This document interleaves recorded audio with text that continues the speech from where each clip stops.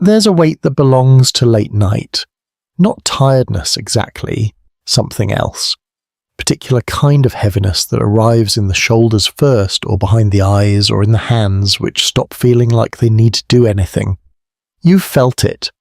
Most people have it wrong, though. They think sleep is what you do when that weight arrives, but really, sleep is what your body has been preparing for since about mid-afternoon, without asking you, without announcing itself through a sequence of small hormonal events and temperature shifts and neural slowdowns that have nothing to do with whether you wanted them or not. Welcome to the Sleepy Biologist, and if you're a member, or someone who's left a kind word in the comments, or hit like on a video at 11:30 when you should have been asleep, this continues to exist because of that. Quietly, genuinely.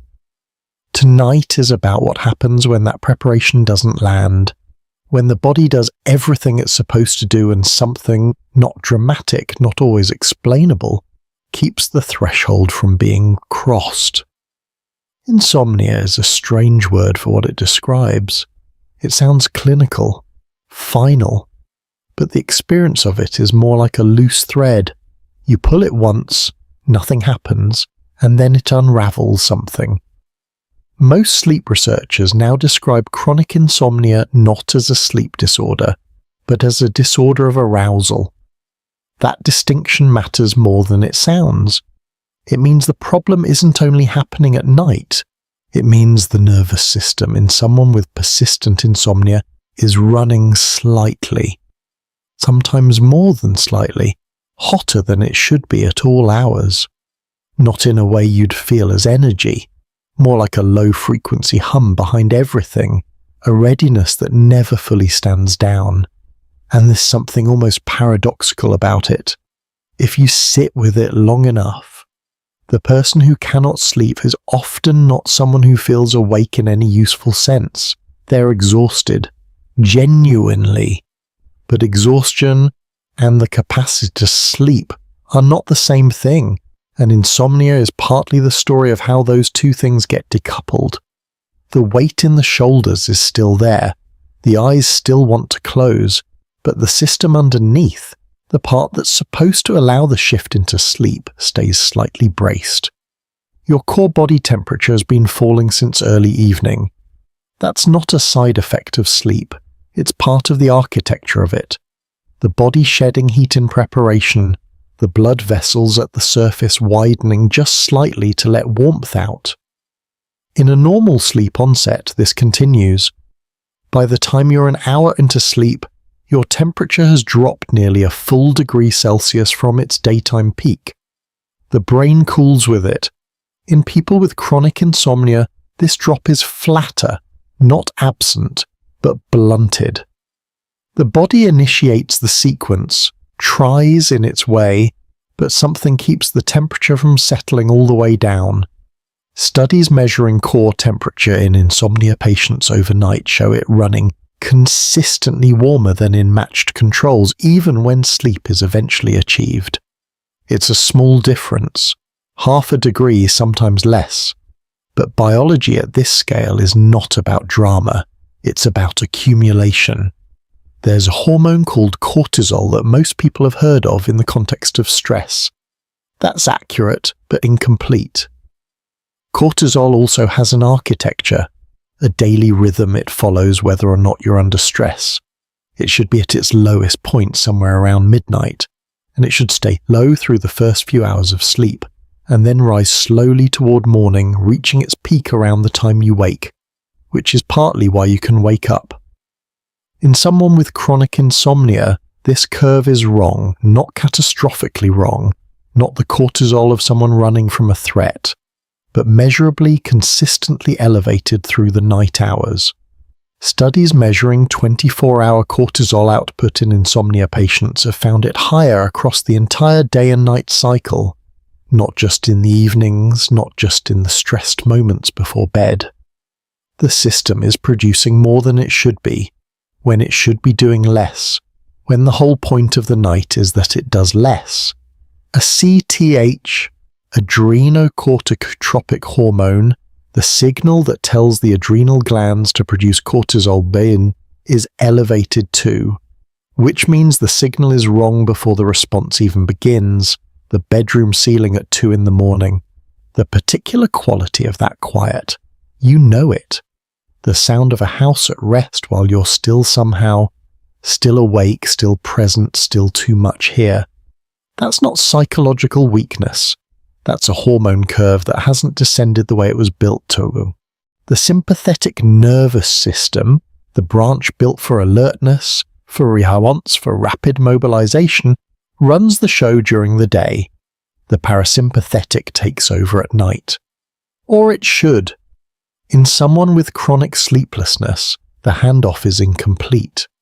Sympathetic tone remains elevated at night, which means heart rate stays a little faster, blood pressure doesn't dip quite as much, the body stays in a faint posture of readiness for something that isn't coming.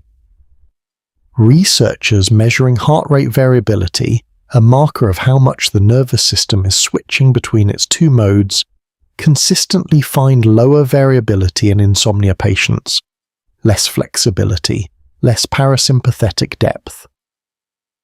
The body that can sleep is a body that can let its guard down in a very specific physiological sense, and the body with insomnia is a body that has, somewhere in its regulation, lost some of that capacity. It doesn't remember how to stop preparing. There's a detail here that gets lost sometimes when insomnia is discussed as a nighttime problem, as a sleep problem, as something that happens in the dark. The elevated metabolic rate in insomnia patients isn't only nocturnal. Measurements taken during the day, resting metabolism, oxygen consumption at rest, show it running higher than in matched controls. The body is spending more energy to maintain itself, not moving more, not working harder in any visible sense, just burning at a slightly elevated rate because the nervous system underneath won't idle properly. A 24-hour problem with a 12-hour face, which is worth sitting with, because the conversation about insomnia almost always focuses on the night, the hours of lying awake, the broken sleep, the early waking. But the body that can't sleep at night is also the body that's quietly running warm through the afternoon. That gets through the day with a cost. That sits in a meeting or eats lunch or drives home already spending from somewhere it hasn't replenished. None of this is inevitable. The body's systems are adaptive and the regulatory mechanisms that govern sleep are genuinely flexible, genuinely responsive to change. That's worth holding alongside everything else.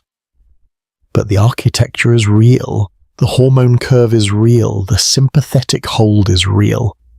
And the question of what that sustained state does to the heart, to the immune system, to the brain's ability to clear what it needs to clear at night, is what the rest of this has to be about. The cooling that your blood vessels are attempting even now, the slow tilt towards something lower, the chemistry already underway doing its quiet work. Somewhere further in, the brain has been trying to do something during sleep that insomnia keeps interrupting, something hydraulic, something almost architectural. And that's where this is going next.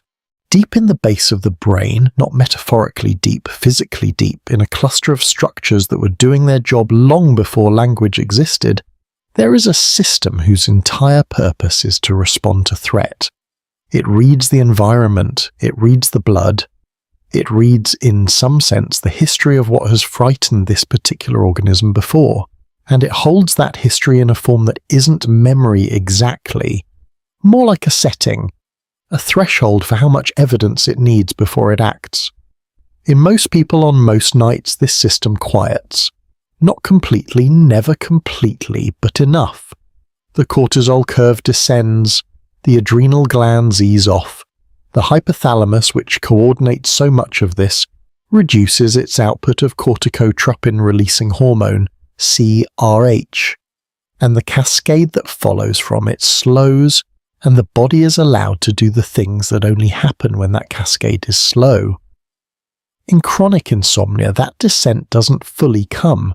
The hypothalamic pituitary adrenal axis, the HPA axis, if you want the shorthand, is not a stress system in the popular sense. It's a regulation system. It governs how the body allocates resources. It decides moment to moment whether the organism is in a state that requires mobilization or a state that permits repair. And it runs on a daily rhythm, a cortisol curve that should peak near waking and trough near midnight. So the body knows, chemically, not consciously, what time it is and what the body should be doing. What's found consistently in people with chronic insomnia is that the trough is wrong. Not missing, not flat, just elevated. Cortisol at 2 in the morning running higher than it should. A CTH, the pituitary's signal to the adrenal glands, elevated across the full 24-hour cycle in studies that measured it carefully. The system is producing output during the hours when production was supposed to have slowed. It isn't the cortisol of acute stress. It doesn't feel like fear.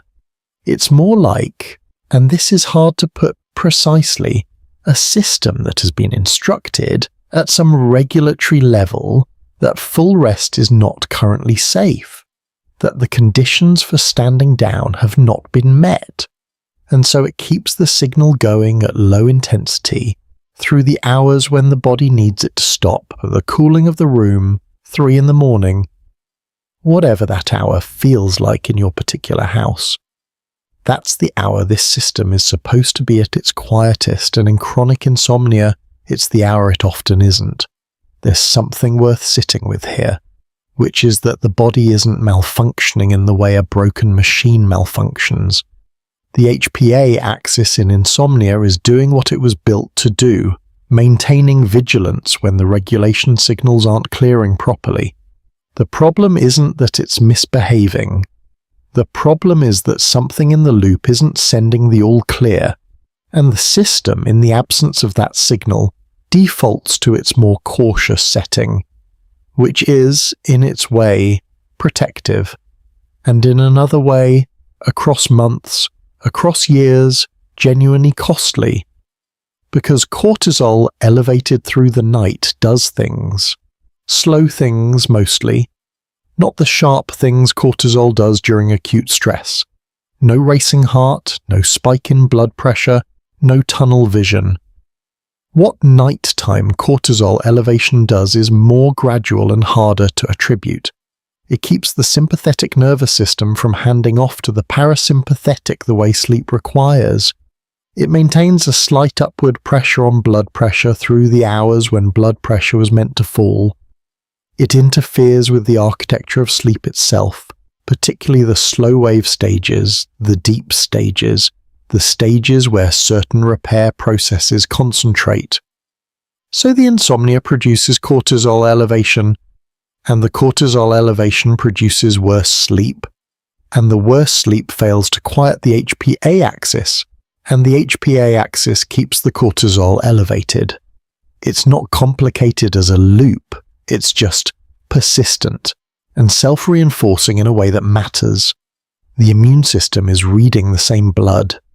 That's easy to forget when insomnia is framed as the sleep problem, but the immune system doesn't only respond to pathogens, it responds to everything circulating, and cortisol in chronic excess has a complicated relationship with immune function. In the short term, cortisol is anti-inflammatory. It suppresses immune activity, which is sometimes useful. But over time, chronic low-level cortisol elevation leads to something researchers call glucocorticoid resistance. The immune cells exposed to cortisol so consistently begin to stop responding to its regulatory signals. The suppression fails. Inflammatory markers rise instead, IL-6, TNF-alpha, C-reactive protein. These are molecules that belong to the immune system's injury and infection response, and in well-sleeping bodies they follow their own daily rhythm, rising at night during sleep for reasons that are still being worked out but that seem connected to tissue repair and immune memory consolidation. In people with chronic insomnia, these molecules shift. They show up in the blood during the day, the timing is wrong, the rhythm is displaced, not sharply elevated, not at levels that feel like illness, just off schedule, in the wrong part of the day, in a way that adds up over years in ways the body doesn't announce. There's a particular quality to the fatigue that comes from this kind of dysregulation. It's different from the tiredness of a missed night, which is clean and obvious and goes away with sleep. The fatigue in chronic insomnia has a thickness to it, a heaviness that sleep doesn't fully resolve, because the sleep that's happening isn't doing all the things sleep is supposed to do, because the system underneath is still running too warm to allow the full repair. And so the person wakes and is still tired. And there is something almost cruel in that. The sleep happens, technically, and the tiredness remains. What's curious, and I find this genuinely strange every time I think about it, is that insomnia patients measured in sleep labs often get more sleep than they report. Their subjective experience of the night doesn't match the polysomnography. Part of this is that sleep fragmented by microarousals doesn't feel like sleep, even when the electrodes say otherwise. Part of it is that the brain in a state of hyperarousal seems to process the night differently, more watchfully, more lightly, without the full surrender that marks restorative sleep. The body was there, sleep technically occurred. But something about the quality of it was wrong, and the body knows that even when the data doesn't immediately show why. The HPA axis and the sympathetic nervous system run together in this. Elevated sympathetic tone at night, the branch of the autonomic nervous system associated with alertness and mobilization, means the heart beats slightly faster. The peripheral blood vessels maintain slightly more constriction. The body holds a posture of readiness that it should have set down hours ago. Heart rate variability, which measures how fluidly the nervous system moves between its two modes, is consistently lower in people with chronic insomnia. Less range. Less ease of transition. There's a study design I keep returning to where researchers measured 24-hour sympathetic activity in people with insomnia and matched controls, not just at night, but across the whole day. The insomnia group ran OTTA throughout, midday, afternoon. The sustained elevation wasn't only a nighttime phenomenon. The system didn't fully cool even in the hours when it should have had no reason to stay warm.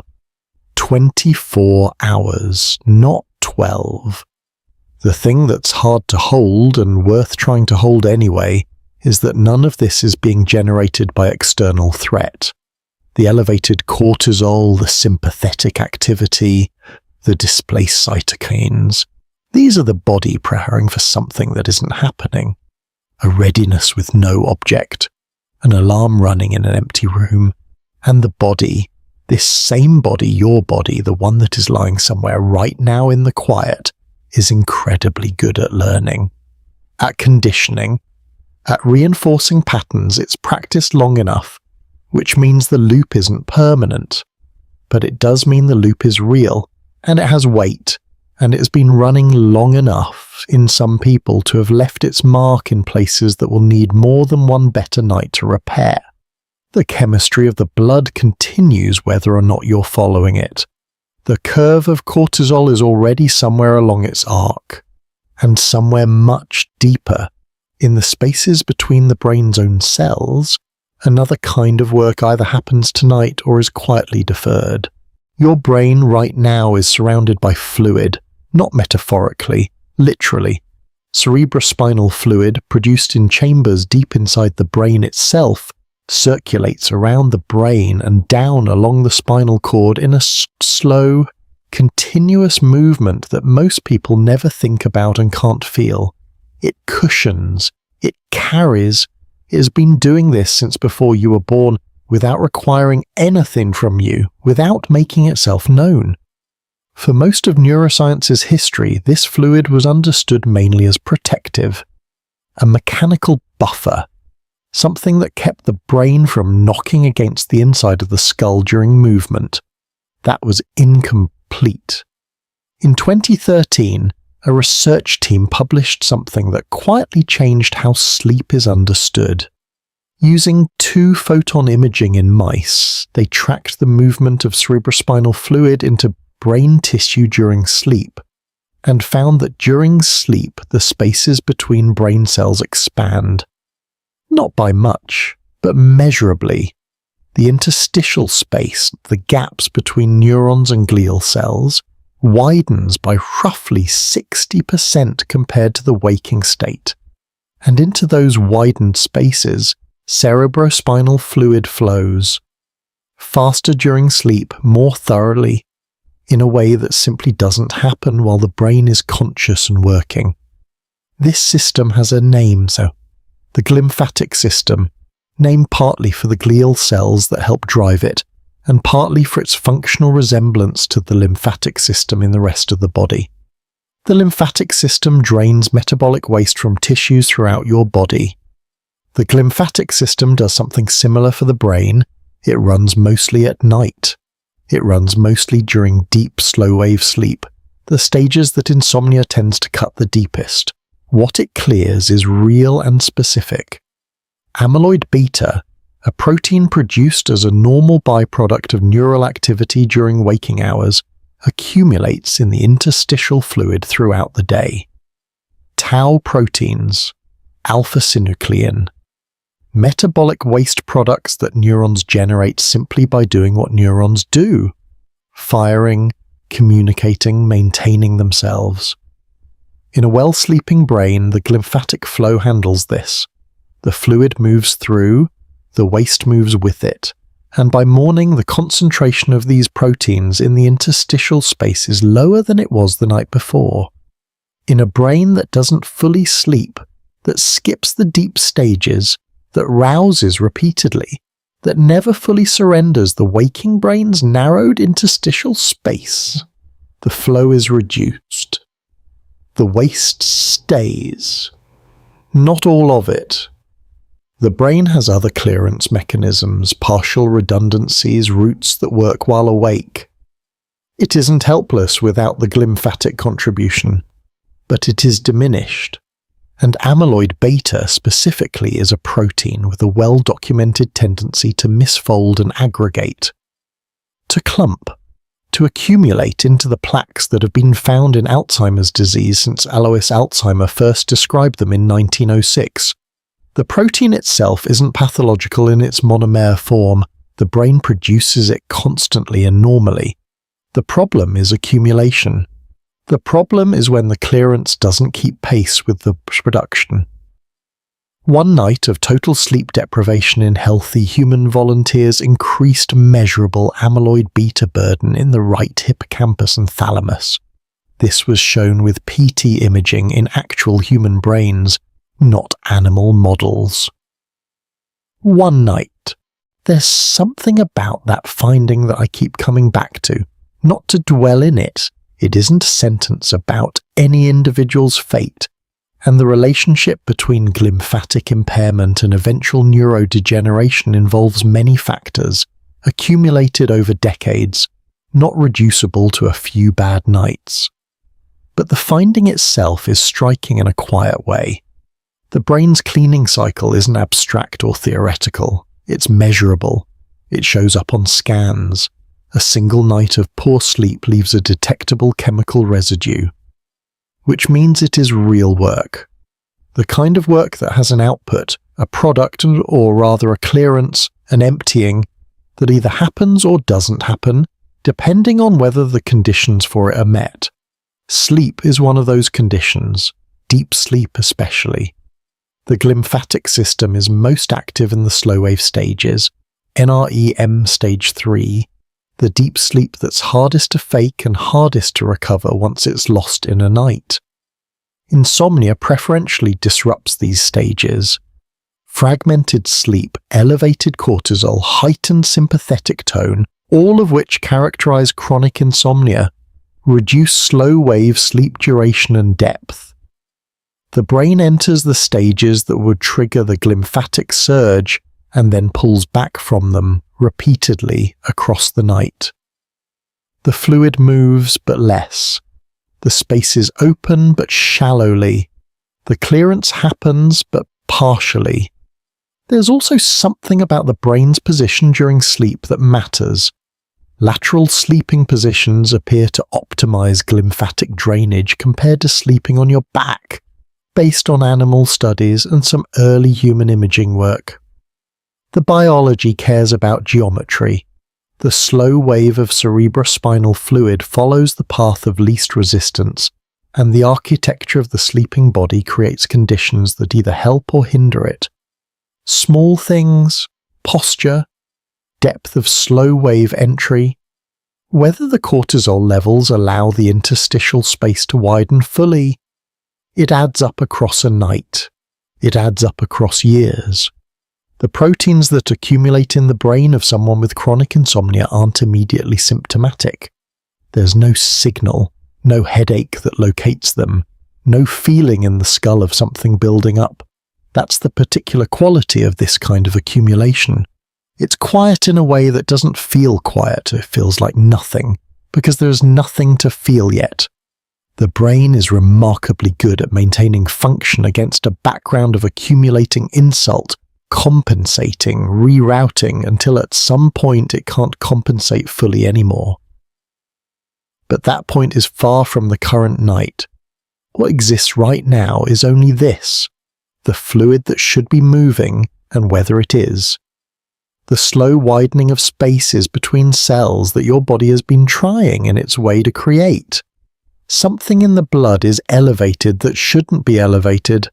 Something in the brain's deepest architecture is either clearing tonight or quietly waiting to.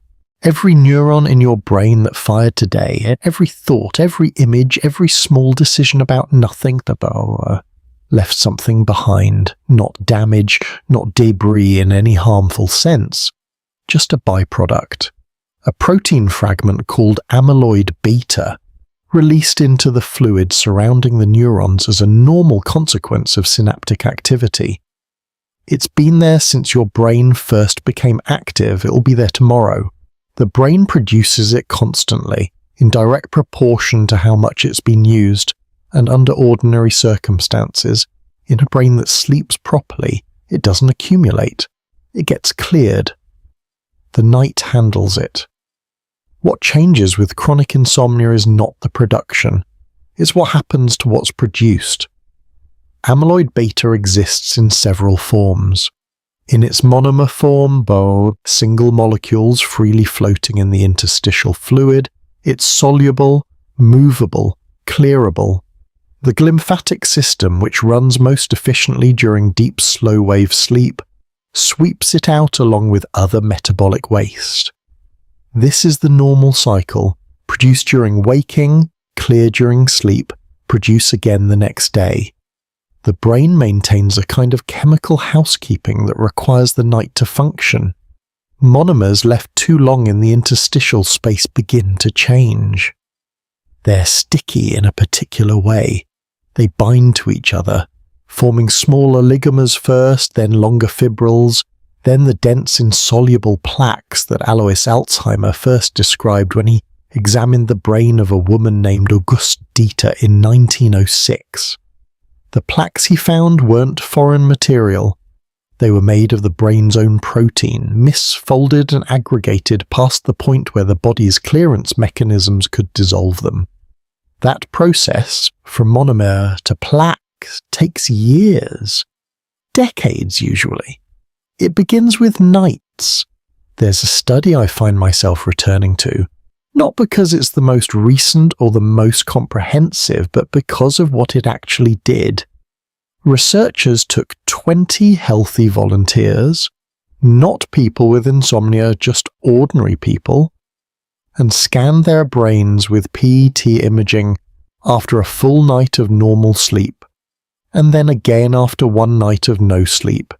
No chronic sleep deprivation, no underlying disorder, one night. The brains showed measurably higher amyloid beta burden after the sleepless night, specifically in the right hippocampus and the thalamus, two regions that, not coincidentally, are among the first to show amyloid accumulation in early Alzheimer's pathology. One night left a detectable residue. What that means for a person with months or years of disrupted sleep isn't something any single study can tell you precisely. The relationship is probabilistic, not deterministic. There are people who sleep poorly for decades and don't develop neurodegenerative disease, and people who sleep well and do. Biology at this scale involves too many interacting systems to reduce to a clean line between cause and outcome. But the accumulation is real. The biology is real. Think of sediment briefly, the way fine particles settle in water that isn't moving. In flowing water, they stay suspended, carried along. Still the water, and they drift down. They gather at the bottom. The water doesn't announce this. It just happens because the conditions for settling have been met. Amyloid beta aggregation isn't quite like that. The chemistry is more specific, more active, but the underlying logic holds. Movement clears, stillness accumulates. The glymphatic flow is the movement. Sleep is what enables the movement. And what insomnia introduces isn't dramatic, it's just a chronic reduction in the conditions needed for the flow to run properly. The sediment metaphor breaks down here, and it should. The protein doesn't just passively settle, it actively misfolds. It recruits other monomers. It changes the local environment in ways that make further aggregation more likely. The biology is more purposeful in its stubborn way than sediment, which makes the clearance more important, not less. The hippocampus is where episodic memory consolidates during sleep, where the day's experiences are processed and filed. It's also metabolically expensive real estate. Neurons there fire a great deal. The interstitial fluid around hippocampal tissue carries a high load of amyloid beta relative to other regions, partly because of the activity level. And the hippocampus is one of the structures that suffers earliest and most visibly in Alzheimer's disease. The spatial memory fails, the names go. The recent events become unreachable while older memories stay intact, because it's the hippocampus, not the broader cortex, losing ground first. Whether the accumulation that chronic sleep disruption permits over years contributes to that early hippocampal vulnerability is a question researchers are still working out. The epidemiology is suggestive. People with persistent sleep problems in midlife show higher rates of cognitive decline in later decades. Large cohort studies, different populations, converging in the same direction. Not proof of mechanism, but not coincidence either. Here's what I keep circling back to, and I don't entirely know what to do with it. The protein is not the enemy. Amyloid beta is a normal product of a working brain. It accumulates in proportion to how much thinking was done. In some sense, a brain with a lot of amyloid production is a brain that's been active, that's been used. The problem isn't its presence. The problem is the ratio. Production outpacing clearance across enough nights, tipping the balance towards something the brain can't reverse on its own. That ratio is what sleep controls. Or rather, that ratio is what sleep was built to manage. One of its quietest jobs, one of its most important ones. The proteins being cleared from your brain tonight, if tonight is a night with enough depth of sleep, are real molecules with real mass, moving through real fluid in actual physical space inside your skull. This is not metaphor. The brain is not a system of metaphors. It is 3 pounds of tissue sitting in the dark of your skull doing chemical work that has consequences that extend decades forward in time. The clearance either happens or it doesn't. The night is either deep enough or it isn't quite. And elsewhere in the body, in the blood, in the fat cells, in the receptors on the surface of cells waiting for signals that are being disrupted, another kind of accounting is quietly running. The immune system does not sleep. That's worth saying plainly because it's one of the stranger facts in this. While the rest of you rests, the immune system is active, busy even. Sleep isn't downtime for immunity, it's a working period. Cytokines are released, immune memory is consolidated. Cells that surveilled the body during the day communicate what they found, and the system adjusts, prepares, files information for later use. The night is, in some respects, when the immune system does its paperwork. Insomnia doesn't simply interrupt that, it distorts it. Natural killer cells are among the first things researchers measure when studying sleep deprivation and immune function. They're a reasonable place to look. NK cells are fast responders, part of the innate immune system, not requiring prior exposure to a pathogen before acting. They recognize infected cells and cancer cells by what's absent on their surface, a missing molecular signal that says I belong here. And they respond accordingly. After 1 week of sleeping 6 hours a night, NK cell activity drops measurably. Not dramatically, not to zero, but enough. The cells are still present in the blood. They're just less effective at doing what they're built to do. After 2 weeks of the same restriction, the immune profile of those volunteers begins to resemble someone fighting an infection.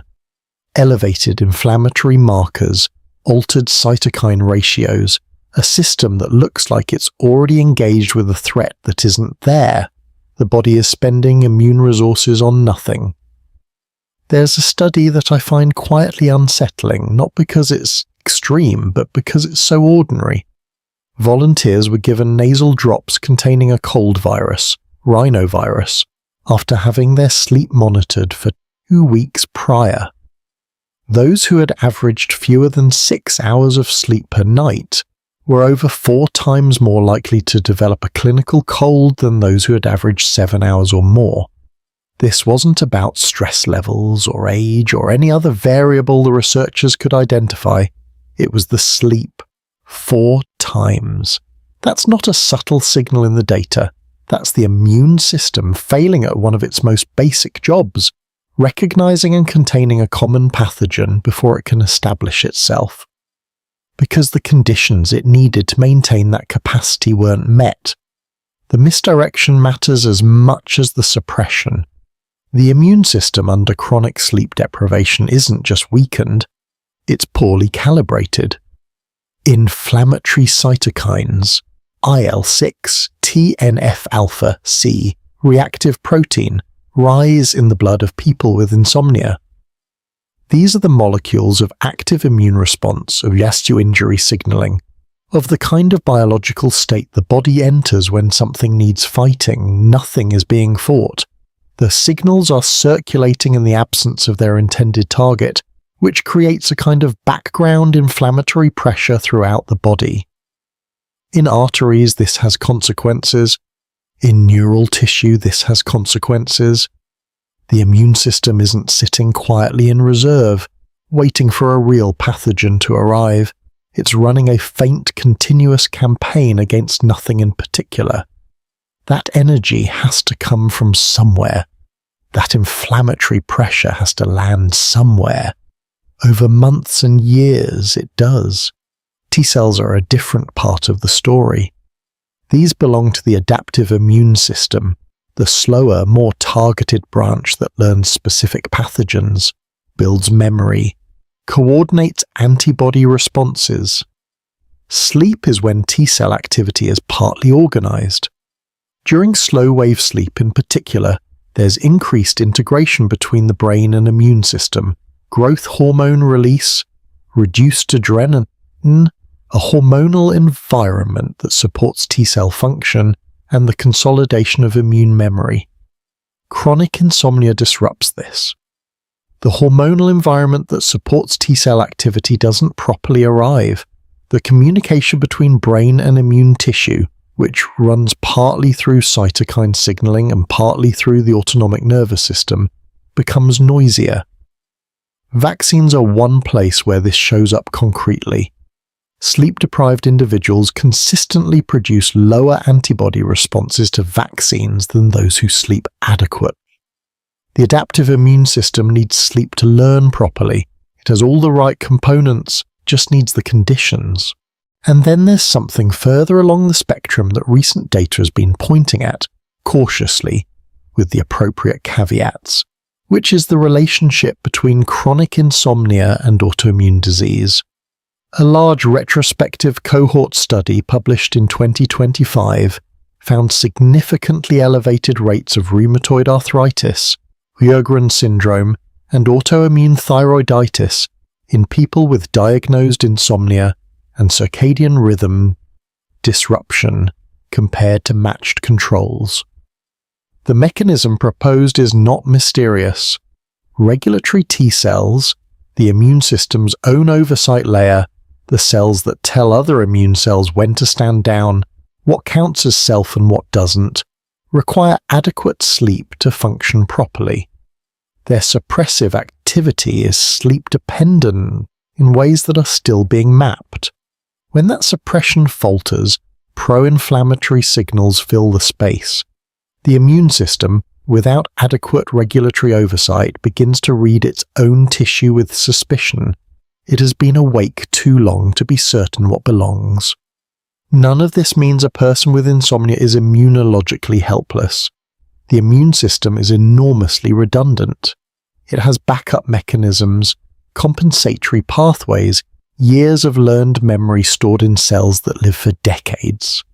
A run of bad sleep doesn't erase that. But it matters that the system is running at a different quality.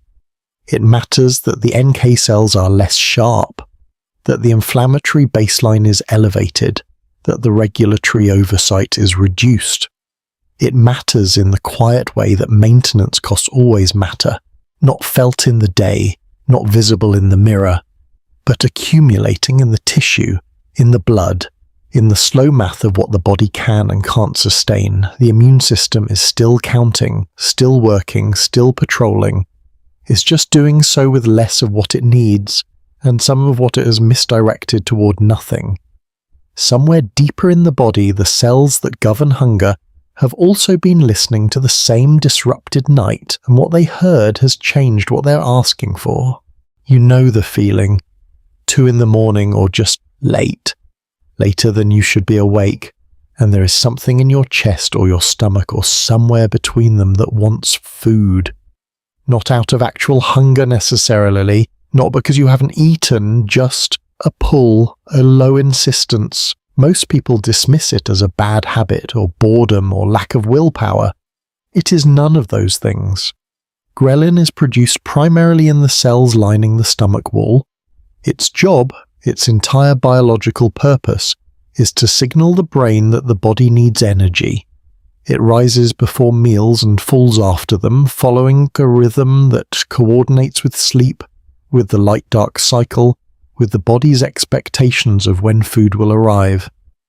In a well-sleeping body, ghrelin levels drop through the night. The stomach quiets, the signal dims. In a sleep-deprived body, ghrelin rises. Not because anything has been spent, not because the muscles need fuel or the organs are running low, but because the hormonal architecture that normally suppresses overnight appetite has been disrupted, and the stomach, reading the disruption as it reads everything through chemistry, responds by sending more signal, more hunger, at the wrong hour, for energy the body doesn't actually need.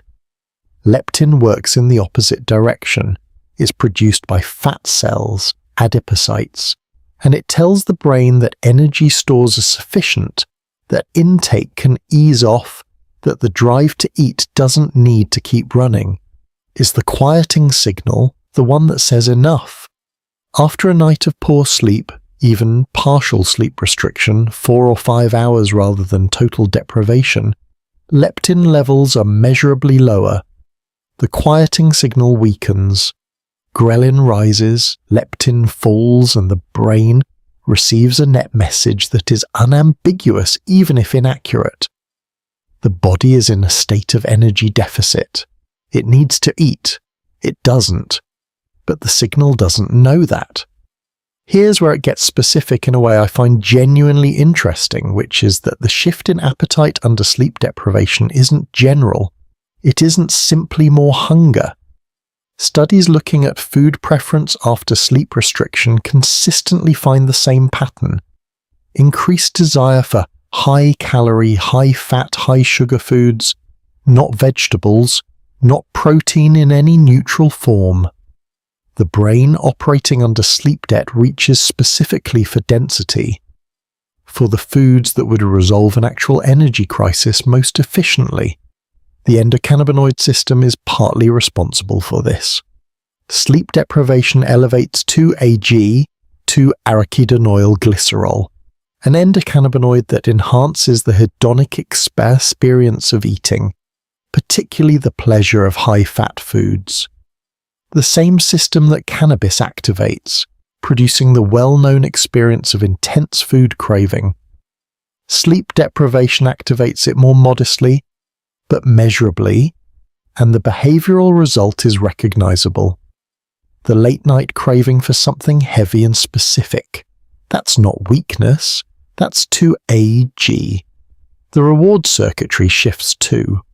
The prefrontal cortex, the region that governs impulse control, that weighs consequences, that can say no, not now, not this, is particularly vulnerable to sleep loss.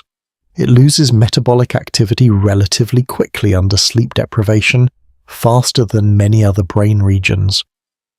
The limbic system, which processes reward and drives motivated behavior, is less suppressed.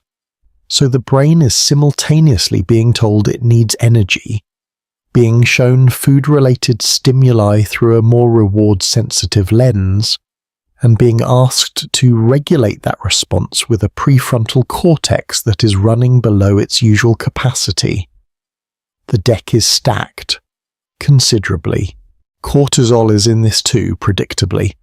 Elevated overnight cortisol, which, as we've already visited, is a feature of chronic insomnia, promotes insulin release, which promotes fat storage, which preferentially deposits around the abdomen. Not because of what was eaten necessarily, because of the hormonal environment created by a dysregulated night. There's a study from the Wisconsin Sleep Cohort, a large, long-running population study, that found a clear relationship between shorter sleep duration and higher body mass index, mediated at least in part through leptin and ghrelin levels. Not a small signal, not a marginal effect. A consistent, population-level pattern across thousands of people, replicated in other cohorts, in other countries, in different age groups. Sleep duration below 7 hours sustained. BMI rising in proportion. Not everyone, not deterministically, but the signal is there.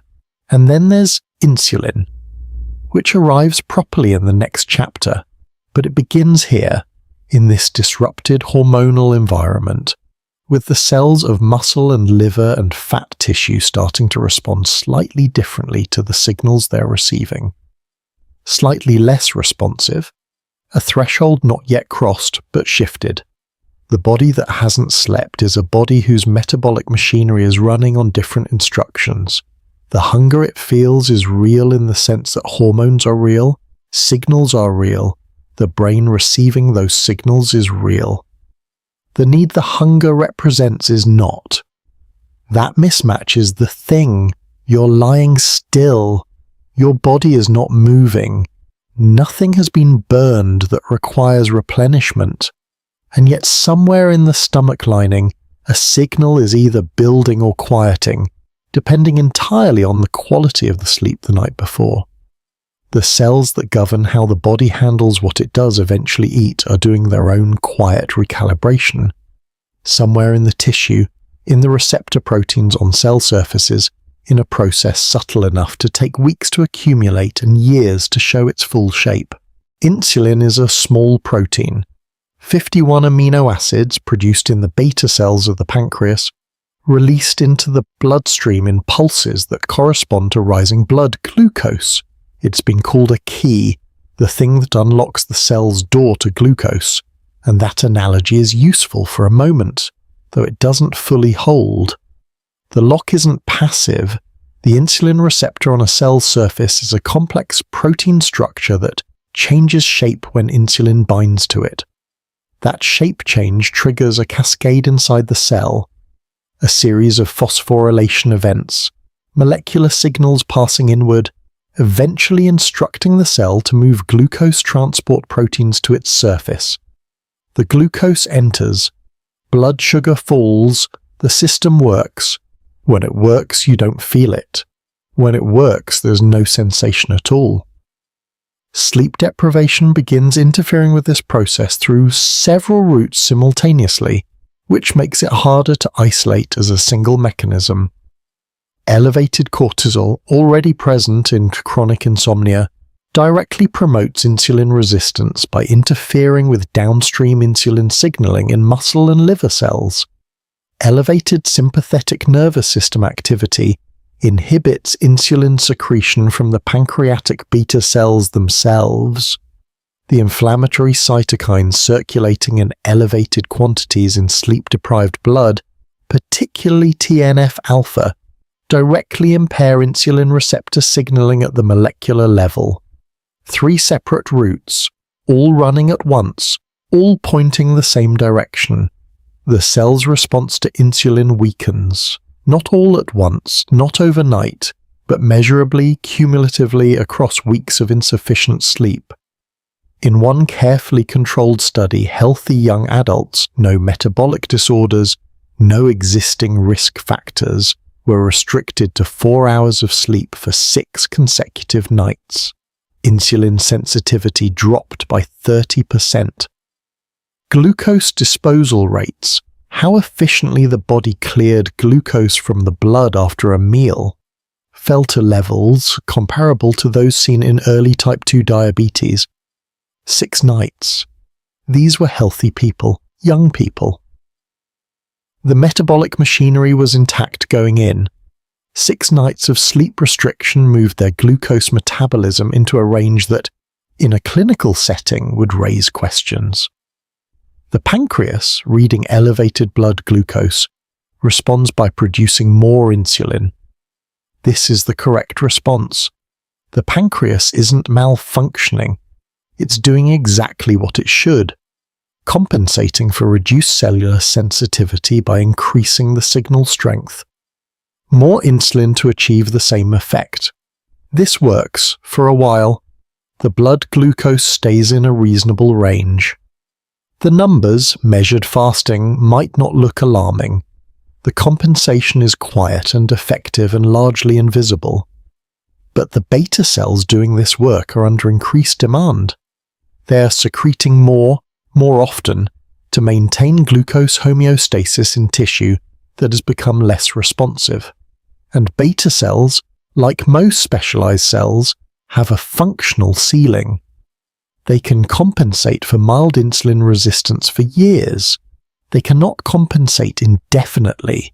The pancreas is working harder, quietly, without symptoms, without any signal you would feel. There's something I keep returning to here, the gap between what is measurable and what is felt.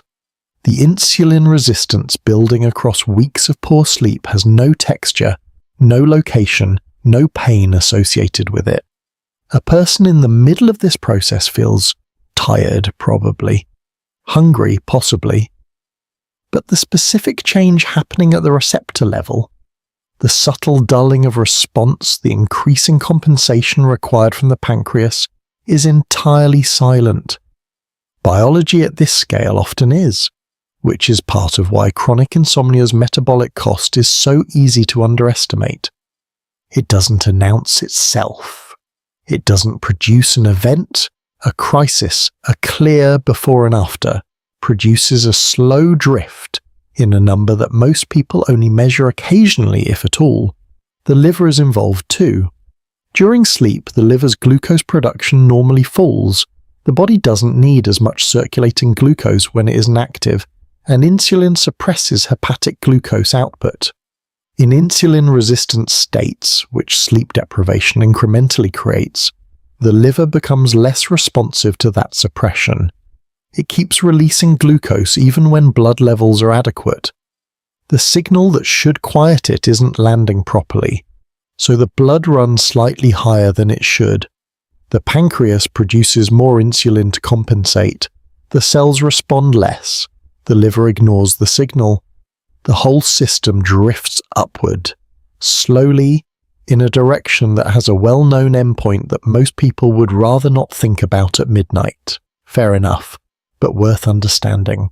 What sleep does, in the metabolic sense, is partly about glucose clearance during the night itself. The body using glucose for neural maintenance, for cellular repair, for the quiet work of a sleeping brain, but more significantly about maintaining the sensitivity of the system for the following day. Sleep is when insulin receptor proteins are, in some sense, reset. The inflammatory pressure that degrades their function is cleared. The cortisol that interferes with their signaling has descended. The sympathetic tone that suppresses beta cell function has eased. The cells wake up responsive, or they should. In a body that hasn't slept adequately, that arrives at morning still carrying elevated cortisol, still running on heightened sympathetic tone, still bathed in the low-grade inflammatory signaling of a dysregulated night. The receptors haven't been reset. They begin the day already slightly dulled. The accumulation of that across months and years is what the epidemiology consistently finds. Adults sleeping 5 hours or fewer per night are 2.5 times more likely to develop type 2 diabetes than those sleeping 7 to 8 hours.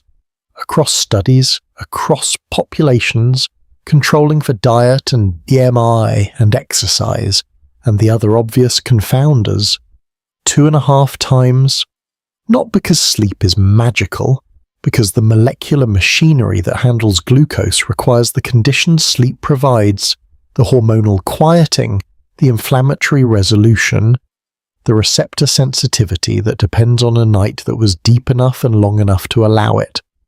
The body lying still right now is either giving those receptors what they need, or it isn't quite. The difference isn't dramatic. It never is, from one night to the next. It's only the direction that matters, and whether the drift is continuing or turning back. Somewhere above the metabolic machinery, in the vessels carrying the blood that carries the glucose that the insulin is trying to manage, another system is running its own accounting, in pressure and flow and the tension of arterial walls that were supposed to soften hours ago. Sometime in the early hours of a normal night, around the first deep descent into slow-wave sleep, your blood pressure drops, not alarmingly, not to anything that would register as low, but measurably, consistently in a pattern so reliable that cardiovascular researchers have given it a name: nocturnal dipping. In healthy sleepers, blood pressure falls somewhere between 10 and 20% below daytime levels during sleep. The heart beats more slowly. The peripheral blood vessels relax their tone. The whole system eases back from its daytime working state into something closer to maintenance mode. This isn't incidental to sleep. It's one of the things sleep is for. The arterial walls, those muscular elastic tubes that carry blood from the heart to every tissue in the body, are under mechanical stress during the day. Every heartbeat creates a pressure wave that travels through them, and over a day of waking hours, that adds up to something the tissue needs to recover from. The endothelium, the single-cell thick lining of the arteries, produces nitric oxide during periods of lower pressure, a signaling molecule that promotes vasodilation, inhibits inflammation in the vessel wall, and suppresses the processes that contribute to plaque formation. The night is when that recovery happens, or it was built to be. In chronic insomnia, the nocturnal dip flattens. Sometimes partially, the pressure falls, but less than it should. Sometimes barely at all. The sympathetic nervous system, which we've already visited in other contexts, maintains its tone through the hours when it was supposed to hand off. The vessels stay under mild constriction. The pressure stays elevated. The heart, which should be spending the night at a reduced workload, keeps working at something closer to its daytime pace. What that means for the endothelium is cumulative. The recovery window shortens or disappears. The nitric oxide production that the lower pressure hours would have stimulated doesn't arrive at full volume. The vessel wall doesn't fully decompress. Night after night, the tissue that was supposed to repair during the dark hours is instead continuing to sustain mechanical stress through them. You can't feel this. There's no sensation in an arterial wall under pressure, no awareness of endothelial function or its absence. The vessels don't signal their own state to consciousness. They just quietly continue or quietly begin to change. The inflammatory environment makes this worse in a way that's worth understanding separately from the pressure itself. Elevated IL-6, TNF-alpha and C-reactive protein, all of which are higher in people with chronic insomnia, promote endothelial dysfunction directly. They increase the permeability of the vessel wall, activate inflammatory cascades within the endothelium, and facilitate the accumulation of oxidized LDL in the arterial wall, the beginning of the atherosclerotic process that over years narrows vessels and stiffens them. So insomnia contributes to arterial damage through two routes running in parallel. The mechanical route, through sustained pressure without adequate recovery, and the inflammatory route, through circulating molecules that directly injure the vessel lining. Both slow, both silent, both pointing in the same direction. A study in the journal Hypertension, the Penn State cohort, which followed several hundred people over 7.5 years, found that those with chronic insomnia and objectively short sleep duration had a significantly elevated risk of developing hypertension over that period, independent of baseline blood pressure, age, BMI, and other cardiovascular risk factors. The insomnia came first, the hypertension followed. Not in everyone, not inevitably, but the signal was there, persistent across the follow-up period, not explained away by the usual confounders. Heart rate variability keeps appearing in this research, and it's worth pausing on it. HRV, the variation in time between consecutive heartbeats, is a marker of how flexibly the autonomic nervous system is operating. High variability means the system is moving freely between sympathetic and parasympathetic modes, responding fluidly to the body's changing demands.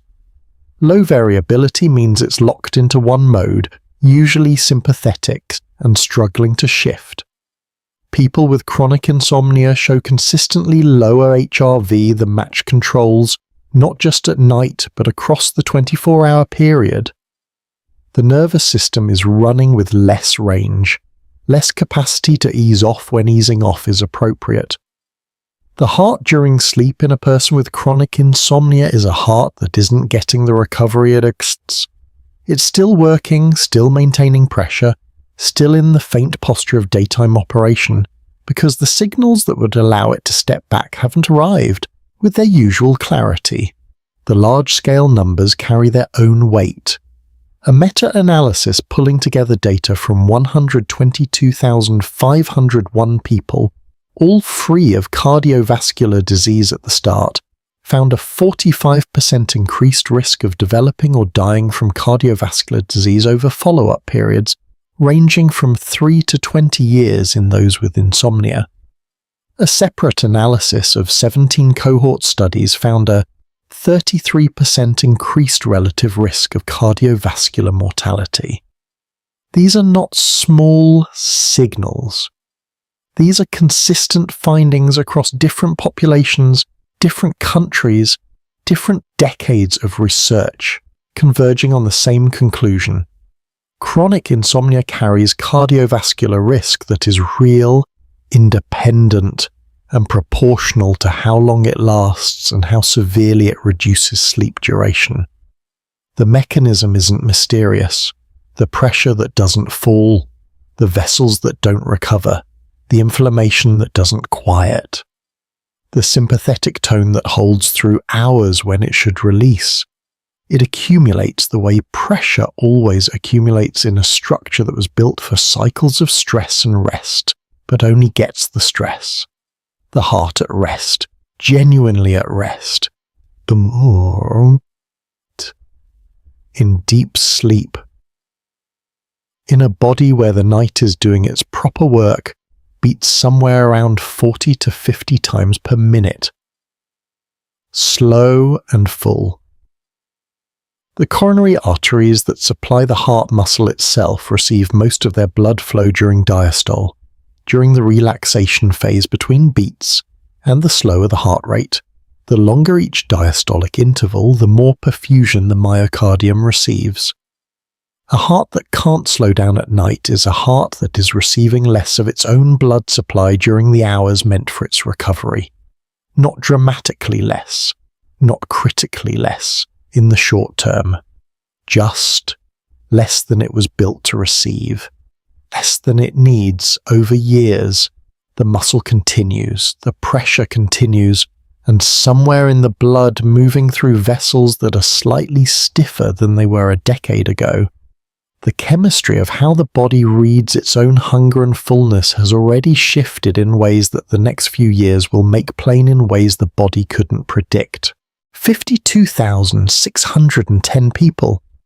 That's how many were enrolled in the Norwegian Hunt study that followed adults over 11 whole years, tracking who developed acute myocardial infarction and who didn't, and asking, among many questions, about sleep. Those who reported difficulty falling asleep almost every night had a 45% higher risk of heart attack than those who didn't. Difficulty staying asleep, 30% higher. Waking unrefreshed most mornings, 27%. These numbers held after adjusting for age, for sex, for blood pressure, cholesterol, diabetes, BMI, smoking, alcohol, physical activity, and shift work. The insomnia carried its own risk, independent, separate, not explained away by the other things. That word, independent, matters more than it might seem, because the obvious question is whether people with insomnia simply have more of the other risk factors, more stress, more weight, more cortisol-driven metabolic dysfunction. And the answer is yes, often they do. But even accounting for all of that, the sleep difficulty itself still predicted cardiac events above and beyond those factors. The heart was listening to something the other risk factors didn't capture.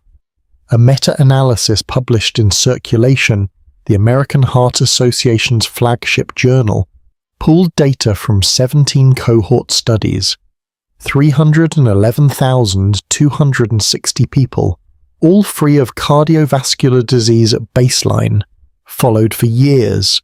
Insomnia was associated with a 33% increased relative risk of cardiovascular mortality, not incidence alone, death.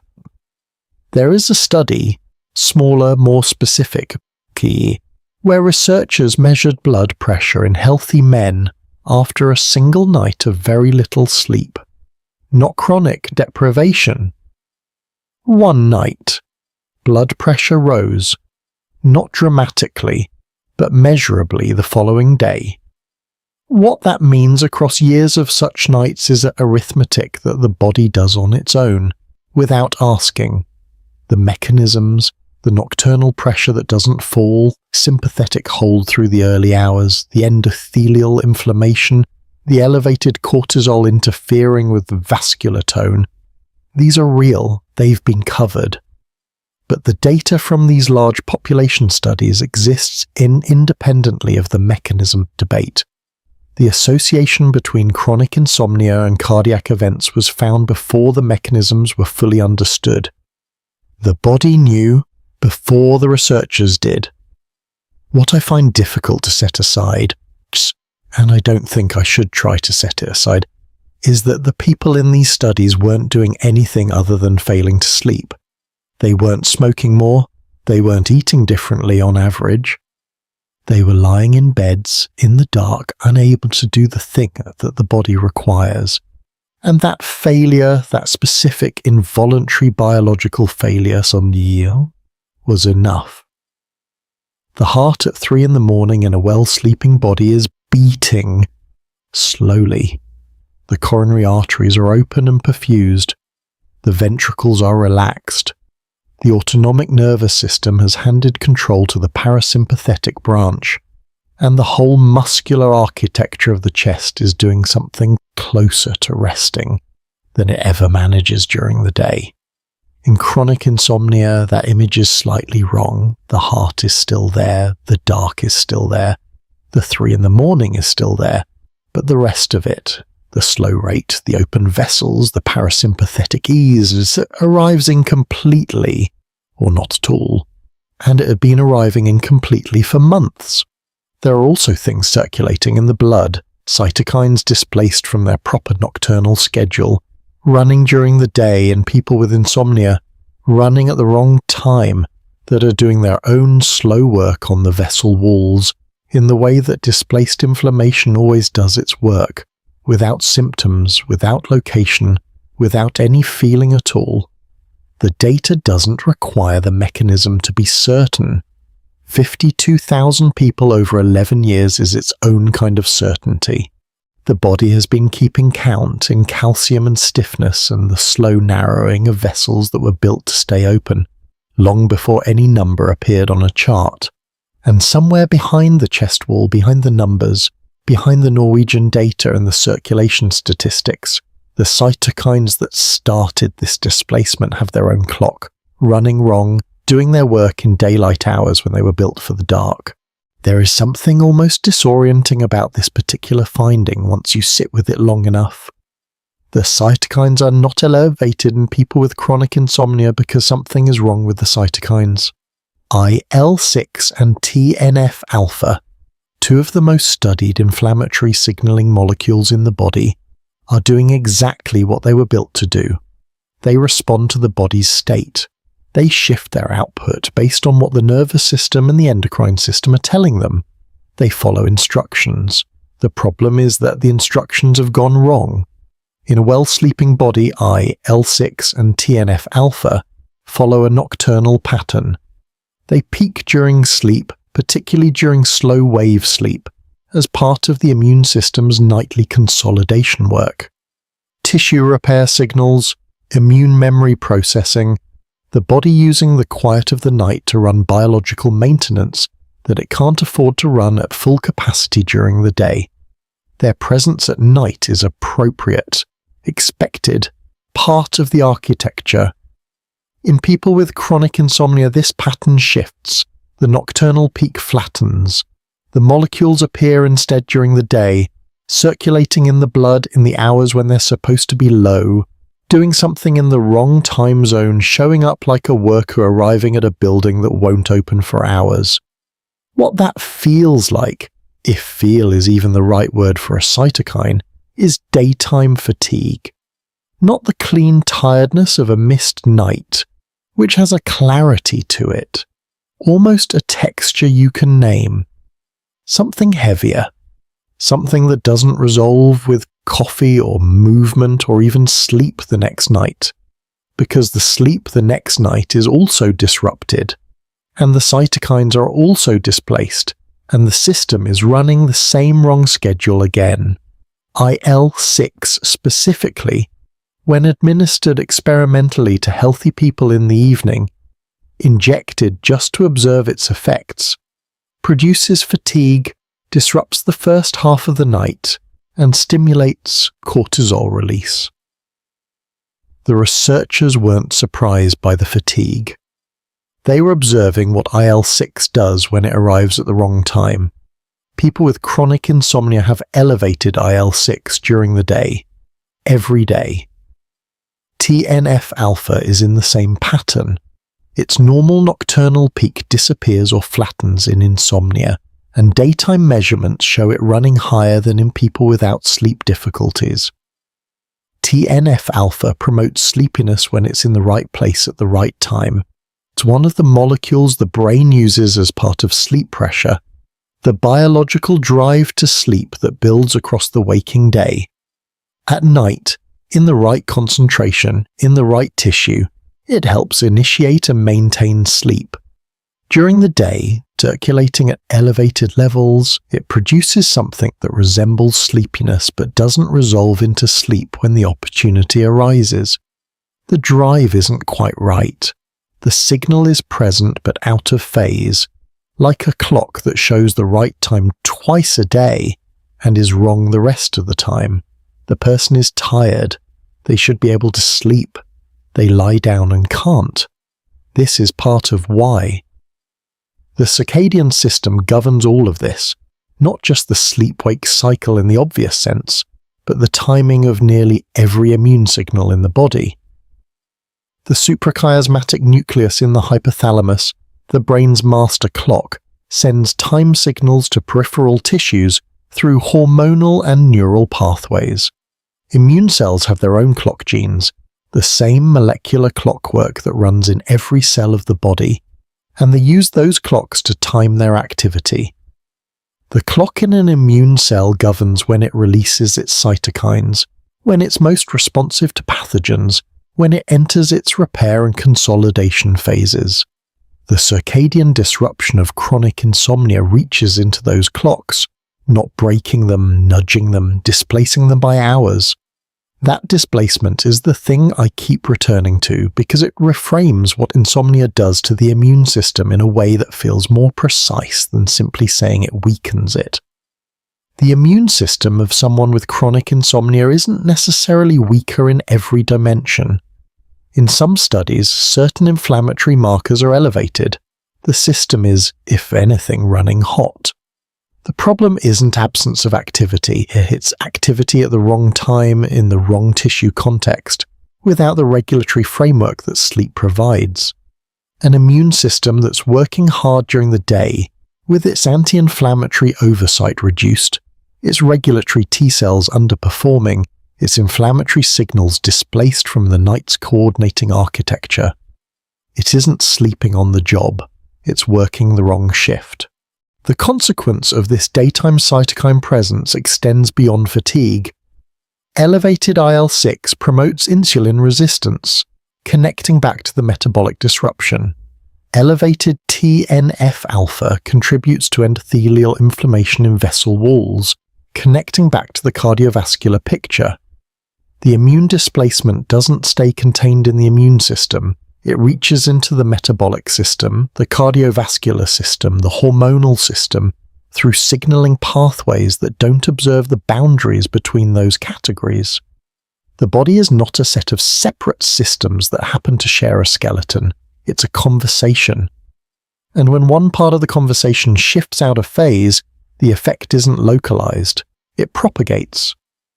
There's something worth sitting with before moving on, which is simply this. The daytime fatigue of chronic insomnia is real in a biochemical sense that goes beyond sleep loss. It is partly the direct effect of displaced cytokines doing nighttime biology in daytime blood. The person isn't imagining it. They're not simply tired because they didn't sleep enough, though that's also true. Their blood contains molecules that produce fatigue as a direct physiological effect. The tiredness has a source. It runs in the blood at the wrong hour, doing its work without permission, in a body that is trying to be awake and can't quite manage to feel it. The same blood carries signals that the brain has been reading and misreading, emotional signals, threat signals, the neural calculus of mood and reactivity that sleep was quietly regulating and insomnia has quietly begun to disrupt. You already know what one bad night does to how things feel. The smallness of small frustrations disappears. Something that would have passed in 2 minutes on a normal day snags and holds. A tone of voice reads as hostile. A mild inconvenience lands like something worse than it is. You know distantly that you're overreacting, and you can't quite stop. That isn't a character flaw surfacing. That's your prefrontal cortex running below capacity, while your amygdala runs without its usual oversight. The amygdala sits deep in the temporal lobe, two small almond-shaped structures, one in each hemisphere. Their job is to process emotional salience, threat, loss, anything that requires a fast, prioritized response. They are ancient in evolutionary terms, present in mammals long before the prefrontal cortex developed its current elaboration.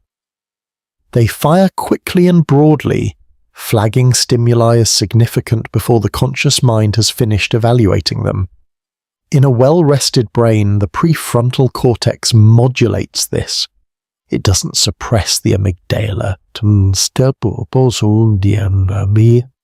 That's not quite right. It provides context. It sends regulatory signals back down into the limbic system that allow the initial alarm to be evaluated, scaled, and if necessary, quieted. The hand resting gently on something that would otherwise keep moving.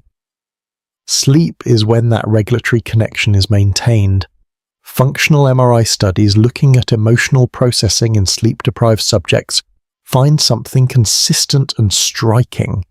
The amygdala response to negative stimuli, images of threat, expressions of distress, emotionally charged content is significantly amplified after sleep deprivation compared to the well-rested baseline.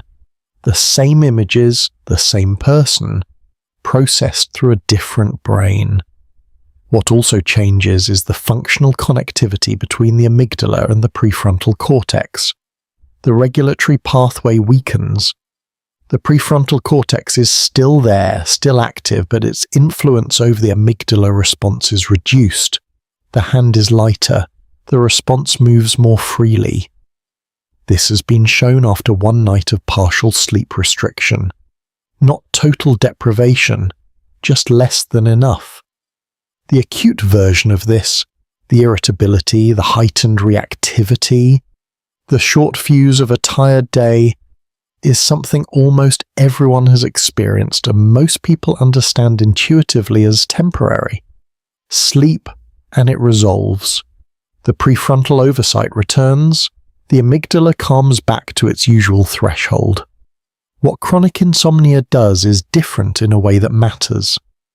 Repeated sleep disruption doesn't simply produce repeated temporary dysregulation. Over time, the prefrontal amygdala relationship begins to shift at a more structural level. The functional connectivity changes aren't just a state, they become a trait. The brain that has been operating with impaired emotional regulation for months begins to process emotion differently as a baseline, not just on bad nights. The reactivity is no longer situational, it becomes the starting point. There are also changes in how the brain anticipates emotional events under chronic sleep debt, not just how it responds to them. The prefrontal cortex normally applies what researchers call predictive regulatory control. It prepares for emotionally significant stimuli before they arrive, preloading a degree of regulatory context. In sleep-deprived individuals, this anticipatory regulation is reduced. The brain arrives at emotional events without its usual preparation. It's not just that the response is larger, it's that the scaffolding around the response has thinned. Serotonin availability is in this picture too, though the mechanism is less direct. Sleep, particularly REM sleep, the stage associated with emotional memory processing, is linked to serotonergic regulation in ways that researchers are still mapping carefully. What seems clear is that REM sleep serves a kind of emotional housekeeping function. The brain processes emotionally charged experiences during REM, and part of what that processing does is reduce the raw emotional load of those memories. The memory remains, but some of its effective intensity is stripped away. Insomnia reduces REM sleep. The housekeeping happens less thoroughly. Memories carry more of their original emotional weight into the following day. The accumulation of that, across weeks and months, has its own quiet consequence. Women appear to show somewhat stronger amygdala reactivity changes under sleep deprivation than men, based on neuroimaging data. though both show the effect and the clinical significance of the sex difference is still being worked out. What isn't in question is that the effect is present across demographics, across ages, across people who would describe themselves as emotionally stable under normal circumstances. This isn't about emotional fragility, it's about neural architecture operating without the conditions it requires. The link between chronic insomnia and depression carries a number that I find genuinely hard to hold lightly. People with insomnia are 10 times more likely to develop depression than people without it. Not 2 times, not 3, 10, and 17 times more likely to develop anxiety disorders. These aren't relationships where the direction is entirely clear. Depression causes insomnia, insomnia worsens depression, anxiety disrupts sleep, disrupted sleep amplifies anxiety. The arrows run in both directions through shared biology.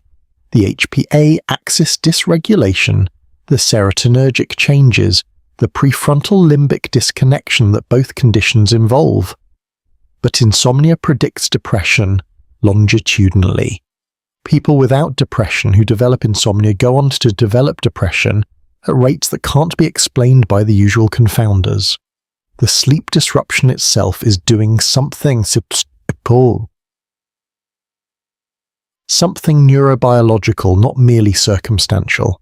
Treating insomnia improves depression, even when the depression isn't directly treated. That's not intuitive if you think of insomnia as a symptom of depression, a downstream consequence of a mood disorder that will resolve when the mood resolves. But the evidence is consistent. CBT for insomnia in people with comorbid depression reduces depressive symptom severity independently, sometimes substantially. The sleep was doing regulatory work that the depression alone couldn't undo, which means the sleep wasn't just a symptom, it was part of the biology. The brain lying in the dark right now, whether it's moving towards sleep or hovering at the edge of it, is doing something with everything that happened today, sorting, weighing, running the emotional residue of the day through systems that need a certain depth of sleep to do that work properly. What doesn't get processed at fully tonight gets carried forward, not as trauma, not as crisis, just as weight. The faint cumulative weight of days whose emotional texture wasn't quite fully resolved, accumulated in a brain that has been trying to manage it with fewer resources than it was built to use. Somewhere below the emotional processing, deeper in the biochemistry, in the neurotransmitter systems that govern mood and that chronic insomnia slowly reshapes. The question of where sleeplessness ends and depression begins stops having a clean answer. It would be easier if one came first, if insomnia reliably preceded depression, or depression reliably preceded insomnia. The relationship would have a shape that's possible to describe cleanly. There would be a cause and an effect and a direction to address, but the data, decades of it across populations, across methodologies, keeps refusing that simplicity. Both are true. Both directions are real. And the reason both directions are real is that the biology underlying them is, in significant part, the same biology. The HPA axis runs through both. Elevated cortisol, or the chronic low-level nighttime elevation that characterizes insomnia, is also a feature of major depressive disorder. The dysregulation isn't identical in both conditions, but it overlaps substantially. The axis that can't quieten at night in the insomniac is often the same axis that can't modulate properly in depression. Different clinical presentations, shared neuroendocrine substrate. Serotonin is in both. The serotonergic systems that govern mood, motivation, and emotional tone also play a role in sleep architecture, particularly in the regulation of REM sleep, in the transitions between sleep stages, in the brain chemistry of the night. Disrupting one disrupts the other. There is no clean surgery here. No way to address the serotonergic picture in depression without also affecting sleep, or to restore sleep architecture without also touching mood regulation. They are not separate systems that happen to interact. They are the same system doing two things. A meta-analysis of 34 longitudinal studies found that people without depression who had insomnia had roughly twice the risk of developing depression over follow-up compared to those without insomnia. Not people already predisposed in obvious ways. Not people with subclinical symptoms. People who were not depressed, who had insomnia, and who developed depression at twice the rate of those who slept. Twice. That number came first before the mechanism was understood, before the neuroimaging studies showed the prefrontal limbic disconnection, before the HPA overlap was fully mapped. The association was found in population data first, observed before explained, which is how a lot of real biology gets discovered.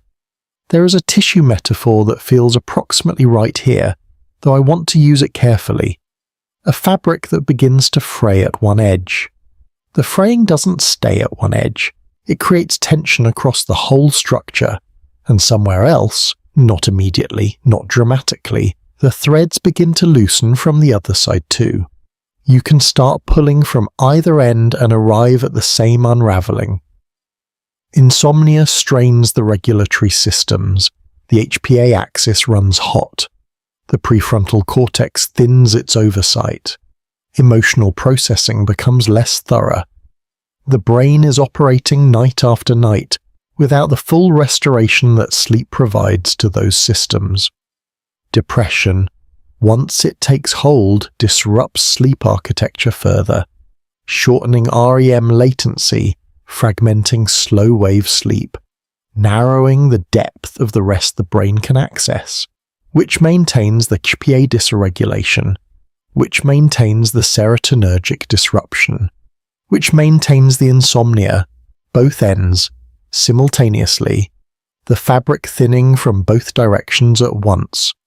What I find quietly important, and this is the part that gets lost when insomnia is framed as a symptom of depression, rather than a condition in its own right, is what happens when you treat the insomnia directly.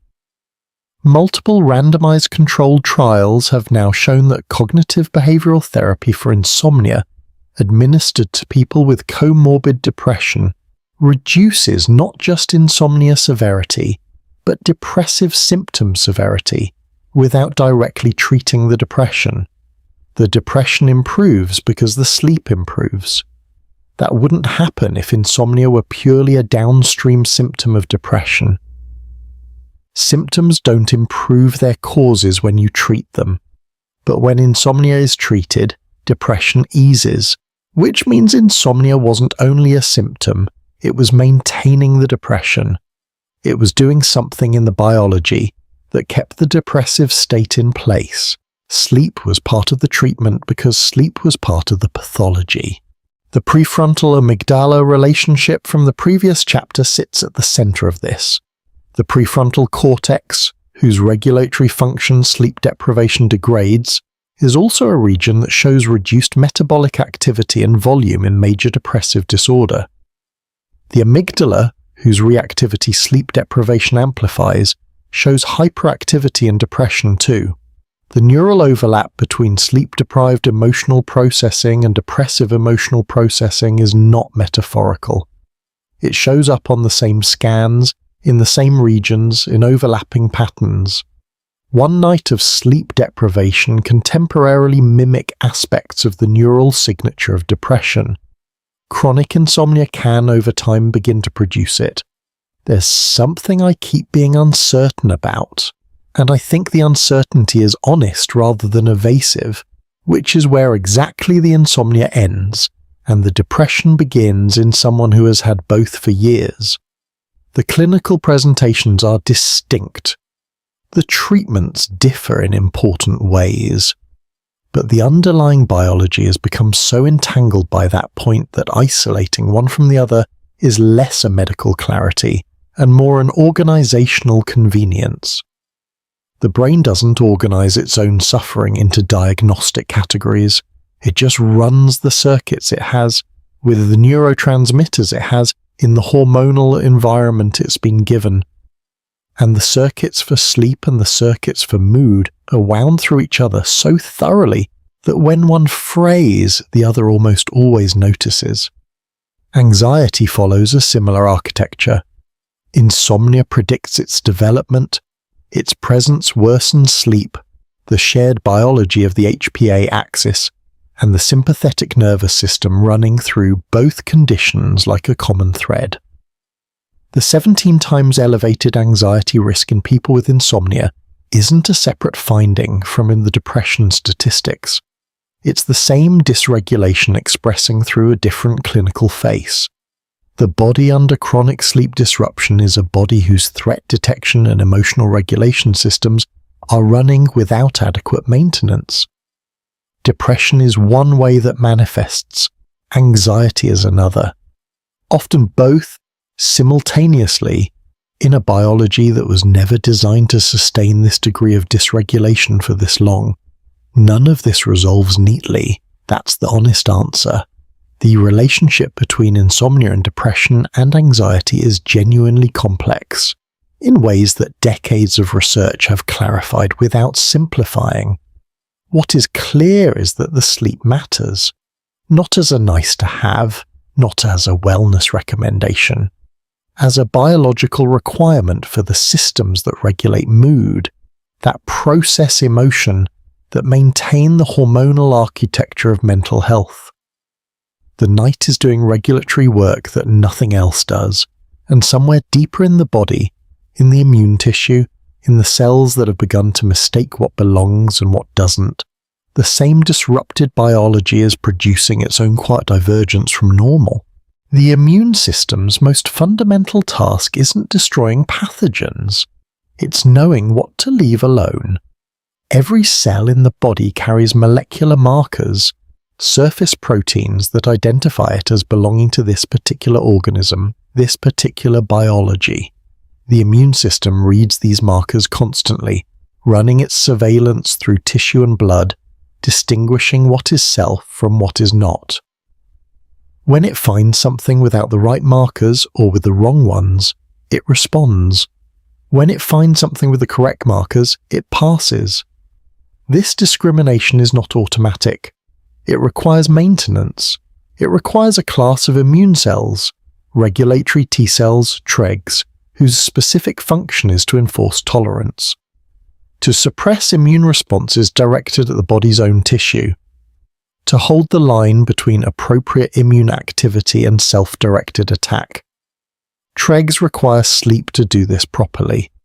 The evidence for this has been building across studies for over a decade now. Sleep deprivation reduces TREG suppressive activity. The mechanism runs partly through the same sympathetic nervous system activation and HPA axis dysregulation that appears throughout this. Elevated norepinephrine, elevated cortisol, both of which impair TREG function through specific receptor pathways. The regulatory oversight weakens not because the TREGs disappear, but because the hormonal environment that sustains their function has been disrupted. When TREG suppression falters, pro-inflammatory signals fill the space. IL-17, IL-6, TNF-alpha. The same cytokines whose displacement and elevation we've already visited, now running in tissue without the regulatory counterweight that would normally prevent them from turning on the body's own structures. A large retrospective cohort study published in 2025, drawing on clinical data from thousands of patients, found that insomnia and circadian rhythm sleep disorder significantly increased the risk of developing 4 autoimmune conditions: cutaneous lupus erythematosus, rheumatoid arthritis, Sjögren's syndrome, and autoimmune thyroiditis. These weren't conditions the patients already had. They developed them after the sleep disruption. The insomnia came first. That sequencing matters. For a long time, the assumption ran in the other direction, that autoimmune disease caused sleep disruption through pain, through inflammation, through the general biological turbulence of an active immune condition. That assumption was reasonable. It's also, according to this data, incomplete. The sleep disruption can precede the autoimmunity. It can contribute to the conditions under which the immune system begins to misidentify. What that looks like at the cellular level is gradual. Tregs losing suppressive capacity over weeks and months of disrupted sleep. Pro-inflammatory cytokines rising in their absence. The inflammatory pressure increasing against tissues that in a properly regulated immune environment would have been recognized as self and left alone. The immune system under these conditions isn't becoming aggressive in any purposeful sense. It isn't deciding to attack. It's losing the calibration, the finely maintained tolerance that prevents its default activity from becoming self-directed. It has been operating without adequate maintenance for long enough that the distinction between self and threat has grown blurry. There's something almost paradoxical in the immune picture of chronic insomnia. Taken whole, the system is simultaneously less effective at its external jobs, reduced NK cell activity, lower vaccine antibody responses, a higher susceptibility to viral infection, and more active in inflammatory and potentially self-directed ways. Not weaker in a simple sense, disorganized. Running hot in the wrong directions, running cool in the right ones, the timing wrong, the regulatory oversight reduced. It is a system that has been asked to function without the nightly recalibration it was built to receive. The body lying in the dark right now has an immune system that is either running its nightly maintenance or it isn't quite. The tregs are either receiving the hormonal conditions they need, or they're operating in a slightly degraded environment. Night after night that difference accumulates, not in a way that feels like anything, in a way that years later sometimes shows up in a blood test, in swollen joints, in thyroid antibodies where there shouldn't be any, in a gland that the body has been, slowly and without intention, teaching itself to distrust. And somewhere above all of this, in the longer arc, in the decades-long view that the large cohort studies have made possible, the question of what sustained sleep disruption does to a brain across a lifetime begins to take on a shape that the short-term studies can only gesture toward. The studies that followed people for decades, not weeks, not a single sleep lab night, but 10, 15, 20 years of observation, found something that shorter research couldn't have found, because the thing they found only becomes visible across time. Sleep duration in midlife, cognitive function in old age. The two variables, separated by 20 years of living, connected by something the body was doing quietly the whole time. The Framingham Heart Study, the Mesa Sleep Study, the Whitehall 2 cohort in the United Kingdom, the Wisconsin Sleep Cohort. These are different populations, different countries, different methodologies, different decades of recruitment. They don't agree on everything. But on this particular question, whether sleep disruption in midlife predicts cognitive decline in later life, they converge with a consistency that researchers find difficult to dismiss. Sleeping 6 hours or fewer per night consistently in midlife is associated with a 30% increased risk of dementia in later decades, according to analysis from the Whitehall 2 cohort, even after accounting for the psychiatric and cardiometabolic conditions that might explain the association. Other studies find smaller effects, some find larger, but the direction holds across the literature with an unusual steadiness. The mechanism isn't mysterious, given everything that's come before in this. The glymphatic clearance that chronic insomnia disrupts, the slow hydraulic washing of amyloid beta and tau from the brain's interstitial spaces runs night after night, or fails to run properly, and the proteins it was supposed to clear accumulate instead. Not catastrophically in any given week, just incrementally in the quiet math of production slightly outpacing clearance repeated across years.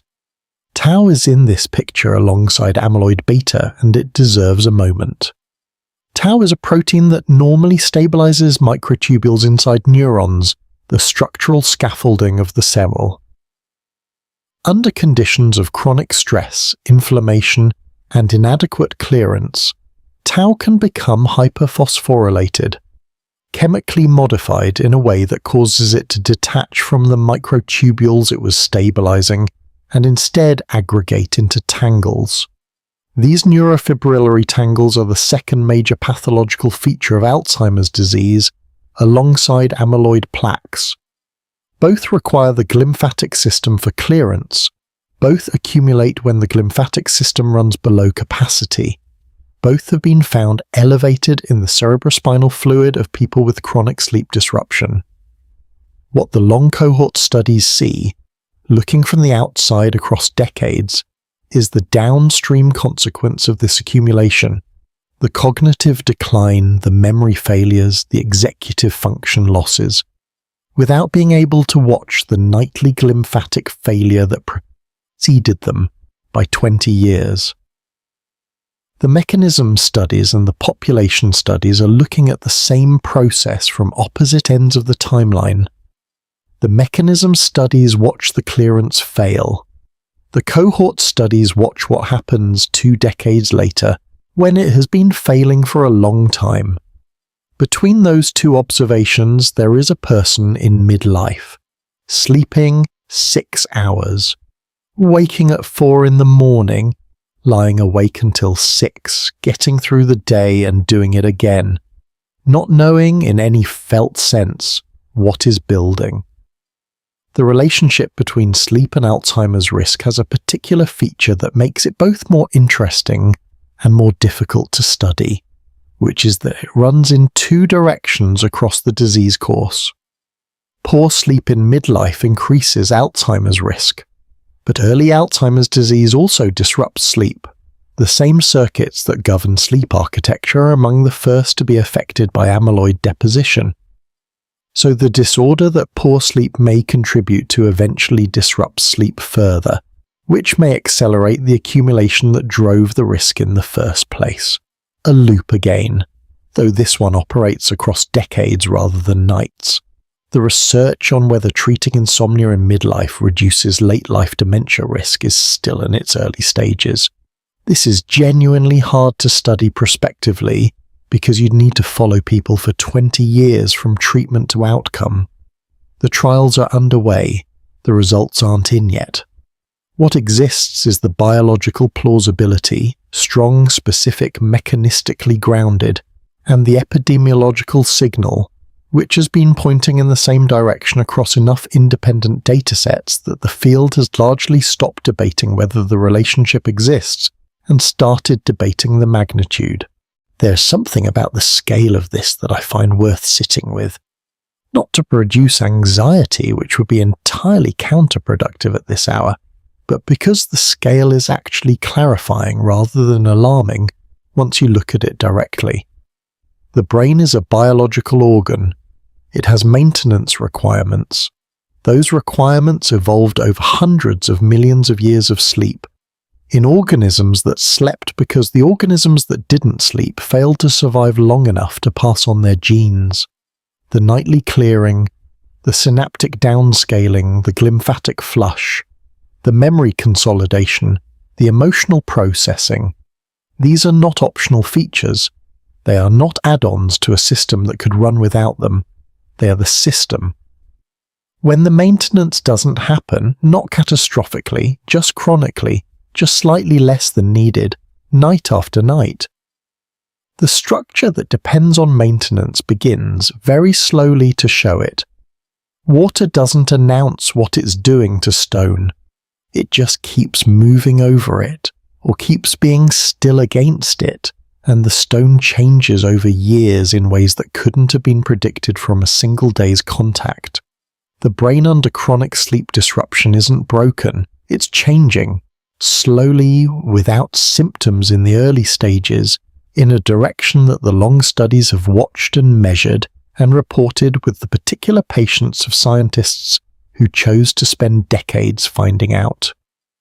What the data suggests, carefully, probabilistically, without guaranteeing any individual outcome, is that the sleep you allow yourself in your 40s and 50s matters to the brain you will have in your 70s and 80s.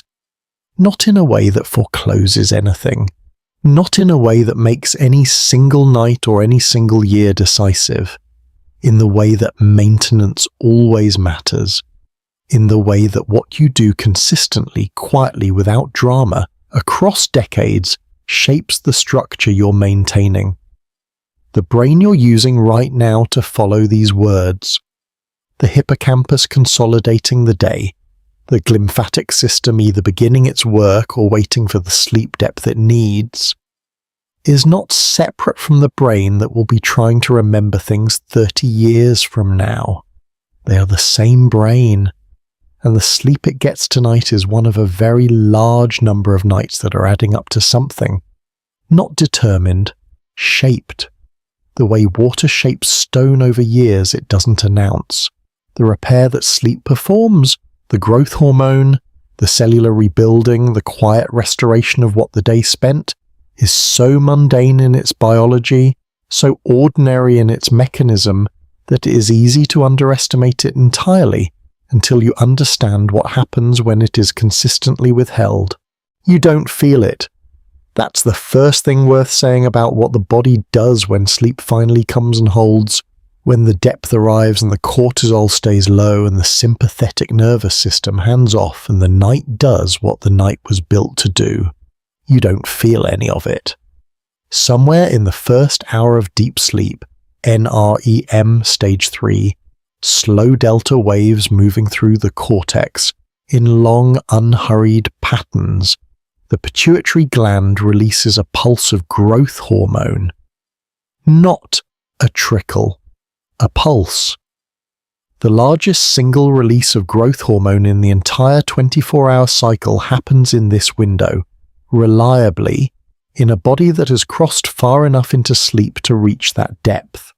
Growth hormone doesn't only govern growth in the developmental sense. In adults, it governs repair. It stimulates protein synthesis in muscle tissue. It promotes fat metabolism. It supports immune cell production. It signals the liver, the bones, the skin, a whole cascade of cellular maintenance triggered by a single hormonal pulse running through the body while the mind is absent. The body uses your unconsciousness to do this. It has been doing it since before you were old enough to understand what sleep was. The inflammatory markers that have been elevated, the IL-6, the C-reactive protein, the low-grade immune activation that chronic insomnia sustains through the day, begin to fall during restorative sleep. Not immediately, not in a single night if the disruption has been long, but given adequate depth and duration, the anti-inflammatory signaling that sleep permits begins to bring those markers down. The vessels ease, the endothelium, no longer under the combined pressure of sustained sympathetic tone and inflammatory cytokines, begins to do what it was designed to do in the low-pressure hours: produce nitric oxide, suppress atherogenic processes, recover from the mechanical stress of the day. The arterial walls, for a few hours, soften. Insulin sensitivity resets toward its baseline.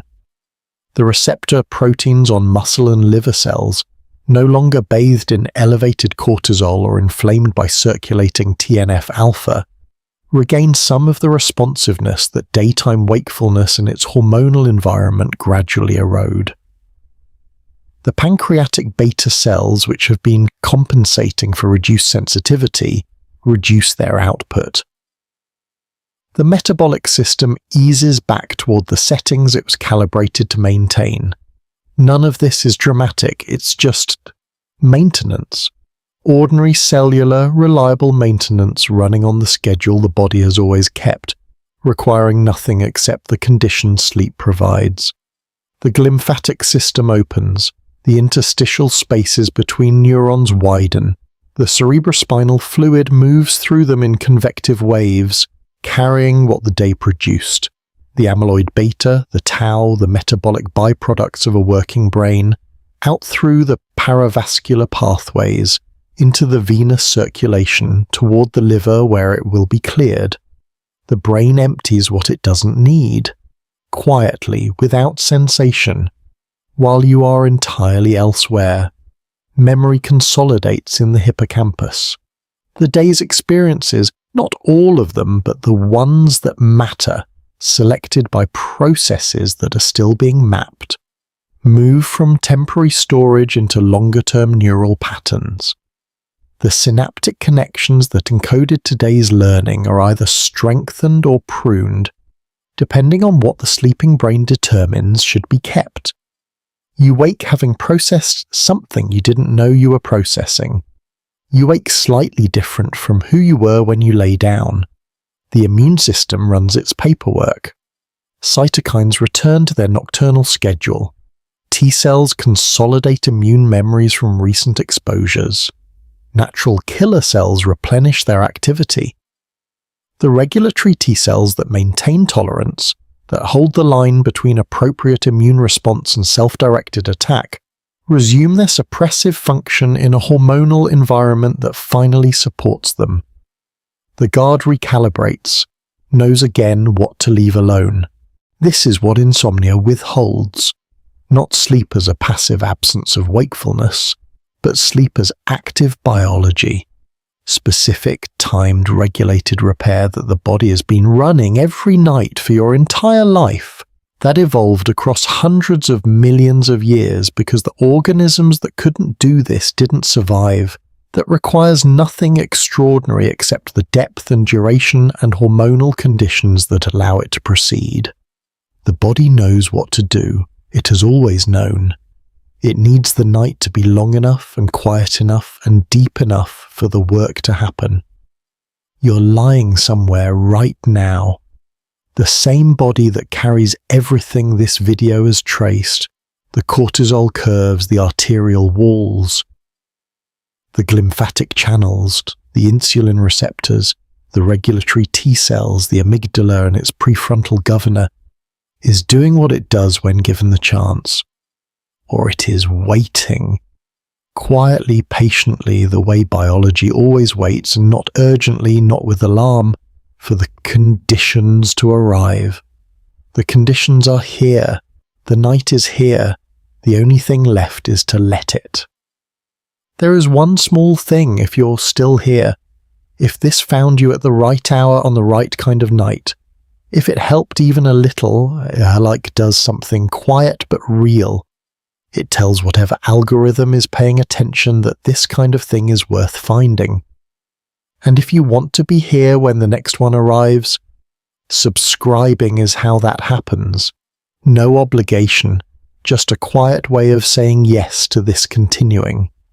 Channel membership keeps this space alive in a more direct sense.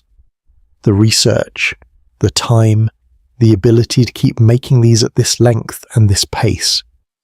If that feels right to you, it's there.